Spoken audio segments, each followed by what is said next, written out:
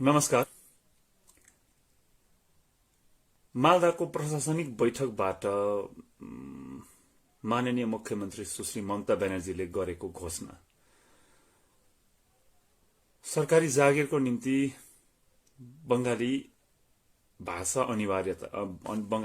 अनिवार्य जानेको हुनुपर्ने। अब त्यही कुरो सम्बन्धमा जब गोर्खा लीगले त्यसको विरोध जनायो, ठाडो शब्दमा विरोध जनायो, पोस्टरिङको माध्यमबाट विभिन्न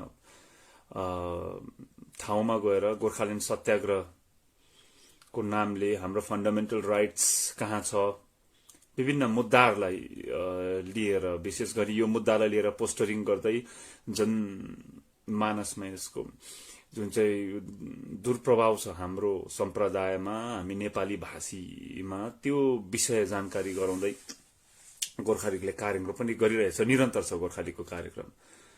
अनि हामीले यो विषयको गम्भीरतालाई बुझेर नै कार्यक्रम गरेका हौं अनि विरोध पनि गरेका हौं। अनि विरोध गर्नुको निम्ति सरकारी कार्यालय जलाउनु पर्दैन, डराउनु पर्दैन, नेताको जय जयकार गर्नु पर्दैन, सडकमा गोली खानु पर्दैन, अनि राष्ट्र विरोधी तत्वहरू जस्तै भएर आन्दोलित हुनु पर्दैन। विरोध यसरी पनि गर्न सकिन्छ जसरी गोर्खा लीगले गरिरहेको छ। अनि त्यो विरोध गर्दा पत्रकारहरूले सोधेको प्रश्नमा धेरैजना गण्यमान्य नेताहरूले नोटिफिकेसन त आएको छैन, किन यति साह्रो डराउनु, किन यति साह्रो भइहाल्नु, होइन, एन्सियस भइहाल्नु, टेन्स भइहाल्नु भन्ने कुराहरू गरेको थियो। दोगला चरित्र छ नेताहरूको पहाडमा। यो दोगला चरित्र बडो गजबको दोगला चरित्र छ, जनतालाई अन्यलतामा हाल्ने नि। त्यो दोगला चरित्र कसरी भने नि,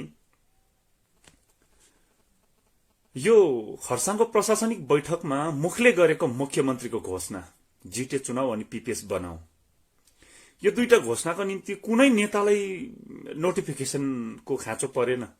न अनि थापालाई पर्यो, न अजय एडवर्डलाई पर्यो, न विमल गुरुङलाई पर्यो। त्यसको प्रतिक्रिया दिनु थालिएले कसैले पीपीएसको निम्ति कमिटी गठन गर्ने भए, सेमिनार राख्ने भए, कसैले जिटिए चुनावको निम्ति तयारी सुरु गरे। नोटिफिकेसन चाहिएन नि त्यसको निम्ति। हेर्नुहोस् न, भाषाको पक्षमा हाम्रो भाषा मासिने परिस्थिति पैदा गरियो जब मालदाको प्रशासनिक बैठकको घोषणाले, त्यसको चाहिँ नोटिफिकेसन चाहियो अरे। जिटिए इलेक्सनको घोषणाको नोटिफिकेसन चाहिएन, पीपीएस बनाऊ भनेर मुखले भनेकोमा नोटिफिकेसन चाहिएन।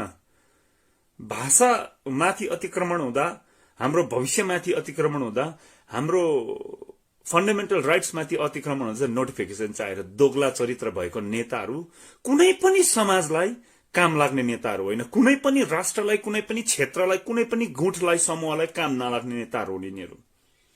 बुझेर राखिनुहोस् यो कुरा। किन दोगला चरित्रको भएको नेतामा कुन चरित्रको विश्वास गर्नु, कुन चरित्रलाई हामीले विश्वास नगर्नु, यो कुरो बडो कठिन निर्णय हुन्छ। यो बन्न जान्छ उसको समर्थकहरूलाई, यसो कसैलाई पनि। नोटिफिकेसन चाहिएको थियो यिनीहरूलाई। हेर्नुहोस्, म तपाईँलाई स्क्रिनमा हालिदिँदैछु। यो भर्खरै मात्रै जारी गरेको एउटा नोटिफिकेसन हो सरकारी नोकरीको निम्ति। म सरकारी नोकरीको डिटेल्समा जाँदिन। यो एउटै चीज छ जुन चाहिँ आवेदक हुन्छ नि, यो बंगालभित्रकै नोकरी हो। आवेदकको चाहिँ क्वालिफिकेसनहरूमा एउटा क्वालिफिकेसन चाहिँ के हालिदिएको छ भने यसमा कम्पलसरी आवेदकले चाहिँ 10औं अनि 12औं कक्षाको जुन चाहिँ परीक्षा छ त्यो चाहिँ त्यसमा चाहिँ कि त फर्स्ट ल्याङ्ग्वेज कि त सेकेन्ड ल्याङ्ग्वेजमा बंगाली कम्पलसरी पढेको हुनु पर्यो।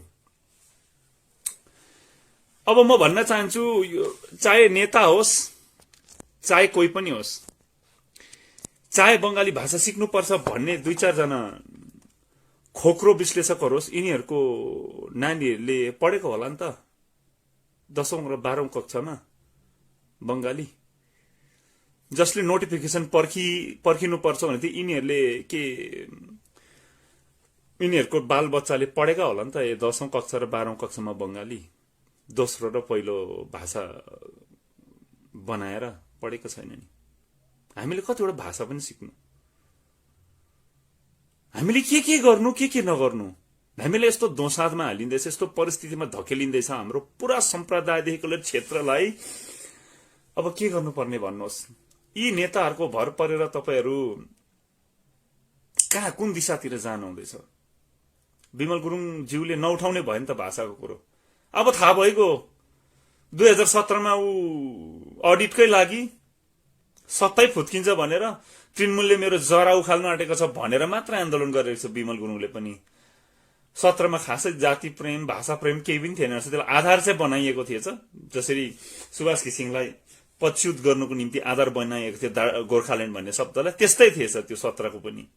नेपाली भाषाप्रतिको हाम्रो प्रेम, मातृभाषाप्रतिको हाम्रो मोहलाई, यो भावनालाई प्रयोग गरेर विमल गुरुङले आफ्नो सत्ता बचाउने काम गरे, तर बाँचेन। बाँच्दै बाँचेन। ऊ हार्नु पर्यो, 3 साल बाहिर गयो भन्दा मन दुखाउँदै थियो। त्यो हामीले गर्दा भएको होइन। ऊ त्यति बेला साँचो थियो भने अहिले पनि अगाडि आउनु सक्नु पर्ने थियो। अहिले अगाडि आउँदैन उसको, न अहिले सत्ता जाँदैछ न उसको केही हुँदैछ, नोक्सान हुँदैछ। उस त अहिले त प्लसमा छ। कहाँ विस्थापित भएको मान्छे कमसेकम दार्जिलिङमा आएर बस्नु पाइरहेछ, राजनीतिक भाषा बोल्नु पाइरहेछ, टुटे फुटेको भए पनि। अनि अब के गर्ने त? अब के गर्ने त भन्नुहोस्? नोटिफिकेसन सरकारी परेन नि, आइगयो त अन्त। अब सिधै जागिरमै अब 10औं र 12औं कक्षामा कम्पलसरी पढेको हुनुपर्छ, सेकेन्ड र फर्स्ट ल्याङ्ग्वेजमा भन्नुहुँदैछ। गोर्खा लिगले आवाज उठाउँदैछ र गोर्खा लिगको पोस्टरिङ, गोर्खा लिगको विरोध त्यसै होइन। गोर्खा लिगले बनाएको रणनीति त्यसै होइन, गोर्खा लिगले तयार गरेको कार्यक्रम त्यसै होइन। 2-4 जना बगम फुसे हाउडे तथ्यहीन विश्लेषकहरूले हाम्रो कार्यक्रममाथि औँला उठाउने काम गर्यो। मन्दुक छैन त्यो विमल गुरुङ अनि थापाहरूको स्तरको, राजनीतिक स्तरको विश्लेषण गर्दा गर्दा उसको पनि विश्लेषण तलै झरेको छ नि त।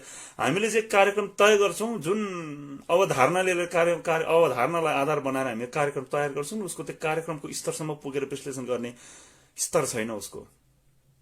अब उसले 10औं र 12औं कक्षामा त्यस्ता व्यक्तिहरूले सबैले कहाँ खोज्लान् अब बंगाली पढ्ने स्कुलहरू पहाडमा? यदि शिक्षामा बंगाली भाषा अनिवार्य गर्दा समस्या भएको 17मा भने अब शिक्षामा अप्रत्यक्ष रूपमा आइगयो नि। जागिरमा आइसकेपछि शिक्षामा त आइ पनि हाल्छ नि। कतिवटा भाषा सिकाउने नानीहरूलाई त्यसै पनि हामीले घरि आसाम घरि बिहार हालेको, भोलि गएर कहाँ हाल्दिएर, कुन चाहिँ राज्यमा हाल्दिएर हाम्रो कमजोरीले अब त्यहाँकै भाषा सिक्नु फेरि। यो कमजोरी हाम्रो अहिलेको परिस्थितिमा चाहिँ हामीले दरिलो खुट्टा नटेक्नु, अन्त 2-4 नेताहरूले खालि भिड थुपारेर पैसाले भिड किनेर दरिलो कुरा नगर्नुले यस्तो परिस्थिति पैदा भएको। म त बिस्तारै एउटा जनआन्दोलन, एउटा आन्दोलनले नै यो परिस्थिति परिवर्तन गर्नु सक्छ जस्तो बुझ्न थाले मैले चाहिँ। कि विरोध नगर्ने, घोडा टेक्ने, नेताले टेके सबैले टेक्ने, अब कुनै बाटै देख्दिन। म त विद्रोह बाहेक कुनै बाटै देख्दिन। तर विद्रोह यस्तो हुनु पर्यो त्यसमा हामीलाई राष्ट्रद्रोहको आरोप नलागोस्, लाउने ठाउँ नहोस्। तार्किक हुनु पर्यो, बौद्धिक विद्रोह हुनु पर्यो। अरु चकचकी विद्रोहले हुँदैन नि, बौद्धिक विद्रोह गर्नु पर्यो। यो बौद्धिक विद्रोहको निम्ति, बौद्धिक क्रान्तिको निम्ति गोर्खा लिग तयार छ। अन्य दलहरू कति तयार छ त्यो त सबैले देखिराख्नु भएको छ तपाईहरुले। हामी चाहिँ तयार छौं, रणनीतिको साथमा तयार छौं। यति भन्दै आजको भिडियो यही कन्क्लुड गर्न चाहन्छु। निर्णय चाहिँ जनताको हातमा छ, जनसाधारणको हातमा छ। राजनीति बुझ्ने, भविष्य देख्ने, सम्भावनालाई कोट्याउन सक्ने व्यक्तिहरूको हातमा छ। धन्यवाद।